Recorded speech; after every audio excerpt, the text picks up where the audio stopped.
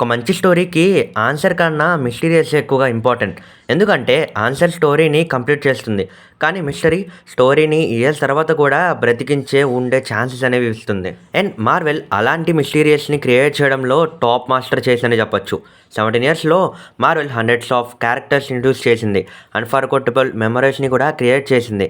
కానీ ఈ ఇంక్రెడిబుల్ యూనివర్స్‌లో కొన్ని క్వెషన్స్ మాత్రం ఇప్పటికీ కూడా ఆన్సర్ లేకుండా మిగిలిపోయాయి. వాటిల్లో ముఖ్యంగా ఇన్ఫినిటీ వార్ తర్వాత హల్క్ ఎందుకు మళ్ళీ బయటికి రాలేదు? వైట్ విజన్ అసలు ఎక్కడికి వెళ్ళిపోయాడు? ఎంసీయూ స్పైడర్ మ్యాన్ యొక్క స్టోరీలో ఎందుకని అంకుల్ బెన్‌ని ప్రస్తావించలేదు? ఇంకా మరికొన్ని అనాన్సర్డ్ క్వెషన్స్ అయితే ఉన్నాయి. సో ఈరోజు ఈ వీడియోలో టాప్ 5 అనాన్సర్డ్ మార్వెల్ క్వెషన్స్ గురించి డీటెయిల్లీ మాట్లాడుకుందాం. అండ్ ముఖ్యంగా మీరు కూడా ఎప్పుడో ఒకసారి ఈ క్వెషన్స్‌కి ఖచ్చితంగా మీ మైండ్‌లో వచ్చే ఉంటుంది. కాబట్టి మన ఛానల్ అయితే ఫస్ట్ టైం చూస్తుంటే లైక్ చేయండి, సబ్స్క్రైబ్ చేసుకోండి. మనం యాక్చువల్ టాపిక్‌లోకి వెళ్ళిపోదాం. నెంబర్ 1, హల్క్ ఎందుకు బయటికి రాలేదు? ఇన్ఫినిటీ వార్ స్టార్టింగ్ యొక్క ఓపెనింగ్ సీన్ గుర్తుందా? లోకి షిప్ కంప్లీట్‌గా డిస్ట్రాయ్ అయిపోయిన తర్వాత హల్క్ యొక్క హోప్‌నే పెట్టుకొని థానోస్ మీదకి పంపిస్తాడు. ఫర్ ఫ్యూ సెకండ్స్‌లో హల్క్ ఫుల్ కాన్ఫిడెన్స్‌తో అటాక్ చేస్తాడు థానోస్‌ని. యాక్చువల్లీ ఆ సీన్ చూస్తున్న ప్రతి ఒక్కరికి కూడా హల్క్ ఈజీగా థానోస్‌ని డామినేట్ చేస్తాడు అని అనుకుంటాం.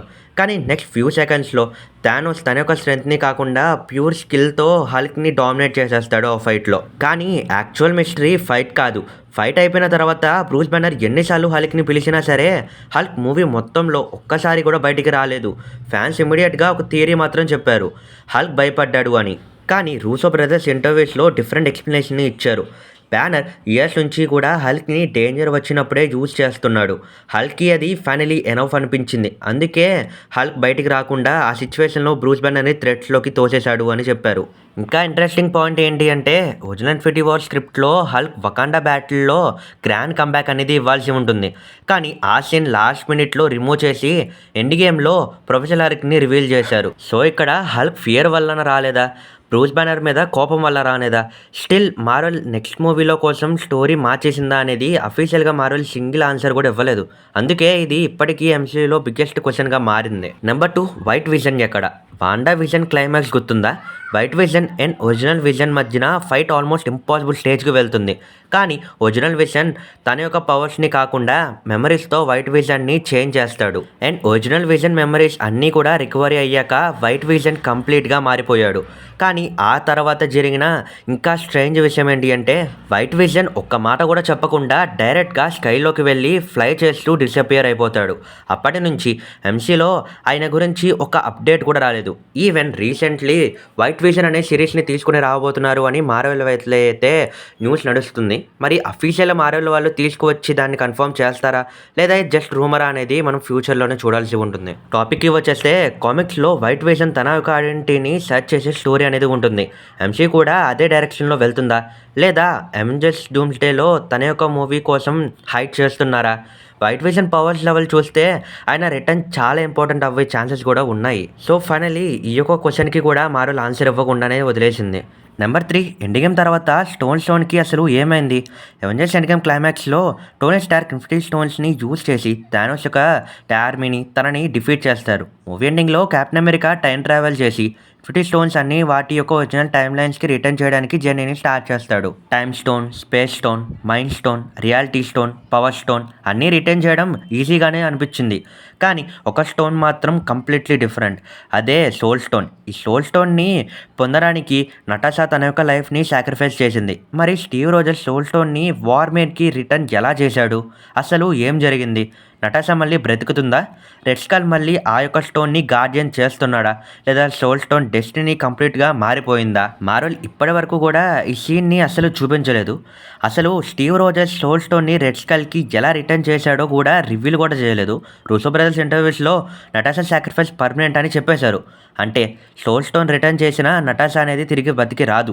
కానీ స్టీవ్ అలానే రెడ్ స్కల్ మధ్య ఏం కన్వర్జేషన్ జరిగి ఉందో అనేది ఇంకా కూడా మార్వెల్ అన్సర్టనిటీగానే వదిలేసింది. ఇక్కడ ఇన్ఫినిటీ స్టోన్స్ యొక్క స్టోరీ ముగిసినా సరే సోల్ స్టోన్ స్టోరీ మాత్రం ఇంకా కంప్లీట్ అవ్వలేదు. అందుకే ఎంసీలో ఇది ఇప్పటికీ మోస్ట్ అండర్రేటెడ్ అనాన్సర్ మిస్టరీస్లో ఒకటిగా చేరుకుంది. ఆల్సో మీరు కూడా ట్రూ మార్వెల్ ఫ్యాన్స్ అయితే ఖచ్చితంగా ఈ డౌట్ వచ్చుంటే కామెంట్ సెక్షన్లో సోల్ స్టోన్ అని కామెంట్ చేయండి.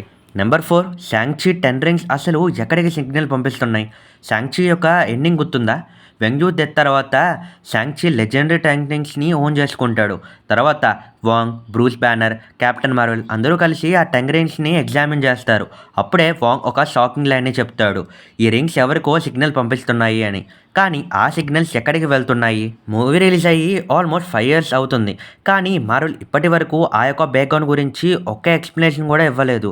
ఈవెన్ ఫెంటాస్టిక్ ఫోర్, సెలెస్టియల్సా లేదా కాంగ్ దగ్గరికా లేదా డాక్టర్ డూమ్ ఎంట్రీకి ఇది సెటప్ లాంటిదా?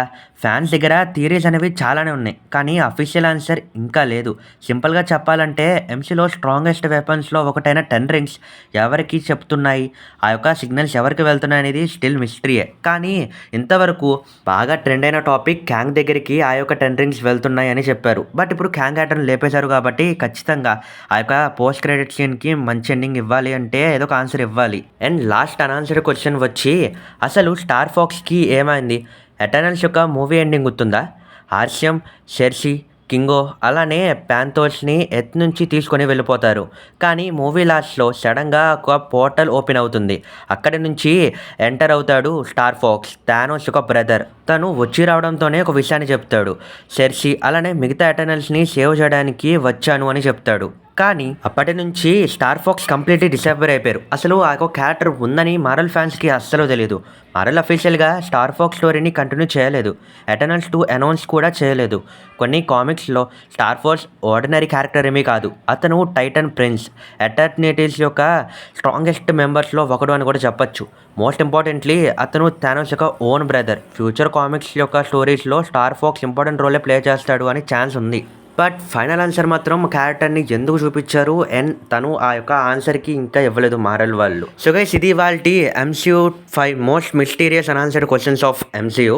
అలానే ఇలాంటి ఒక సిరీస్‌ని లాంగ్ లెంగ్త్‌గా చేయాలో లేదో కామెంట్ సెక్షన్‌లో అయితే చెప్పండి. ఐ థాట్ మీకు ఈ వీడియో యొక్క స్క్రిప్ట్ గానీ ఆర్ లేక ఇంట్రెస్టింగ్ ఫ్యాక్ట్స్ తెలుసుకున్నారని అనుకుంటున్నాను. నచ్చితే కనుక లైక్ చేయండి, షేర్ చేయండి, సబ్స్క్రైబ్ చేసుకోండి. పక్కన బెల్ కూడా ఆన్‌లో పెట్టుకొని నెక్స్ట్ వీడియోలో కలుద్దాం. టాటా.